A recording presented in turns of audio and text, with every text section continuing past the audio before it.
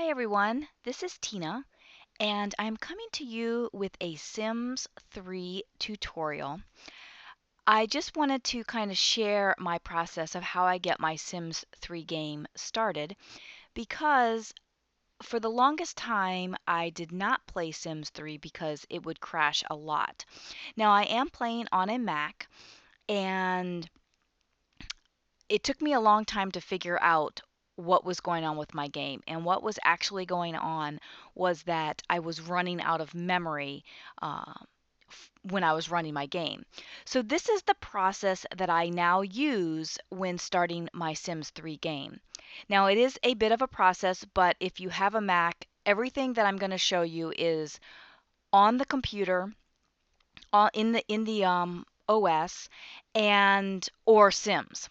So the first thing I'm going to do is I'm going to go to Applications, and I'm going to go to Utilities, and I'm going to open up the Activity Monitor so that I can show you exactly what's happening here.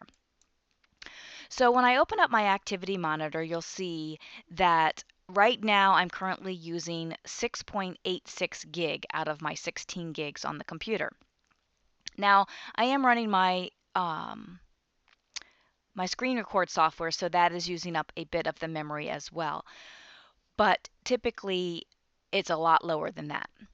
Then secondly, I'm going to go back into Applications, and I'm going to open up this terminal. Okay? And so those are the two things that I'm going to open first. Now, when I go to open Sims, you will notice that this memory is going to skyrocket. So what I do is I open my Sims 3 game, my Sims 3 launcher, and it's going to take a few seconds to load. But as you watch this, you will see how quickly, see, it just jumped right up. And I think it even goes a little bit, yeah, it goes a little bit higher than that. And what's happening is Sims 3 is basically grabbing all of the memory. I don't understand why this happens, because if you look up here, it's only using 2 gig, but it grabbed all the memory. It's like it put it in reserve.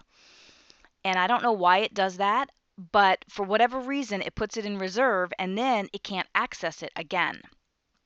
So I now have my Sims 3 launcher up. Now, before I start the game, because this is very important, that you cannot do this after you start the game, because this kind of like a cheat will clear the memory. So what I'm going to do, and you'll see that I've already done this a number of times, because I do this every time I start my Sims 3 game. So I'm going to go down here into the terminal, and I'm going to type the code sudo purge. And I've done a little bit of research, and this is they tell you to proceed with caution and all of this, but I have done it a number of times and it does work quite well. But again, you want to make sure that there is nothing else open on your computer, no other games, because what I usually do is when I start my Sims 3 game, I start a fresh launch of the OS.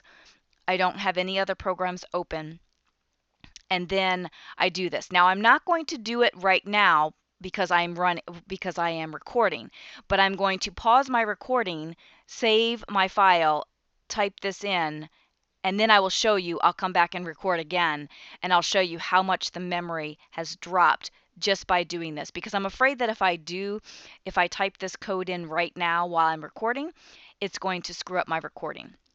So hang tight while I pause the recording, save the file, and then type this in. So just one moment, please.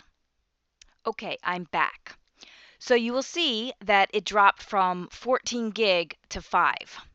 And again, I had to stop my screen record software, save my file, close my screen record software, type in, I went ahead and pressed enter. You do have to put in your password that's required to install any software, and then press enter, and then it drops this down. So now I have not started my game yet, But as of right now, I'm only using 5.68 gigs, which is actually less than I originally was using when I first started with the screen record software.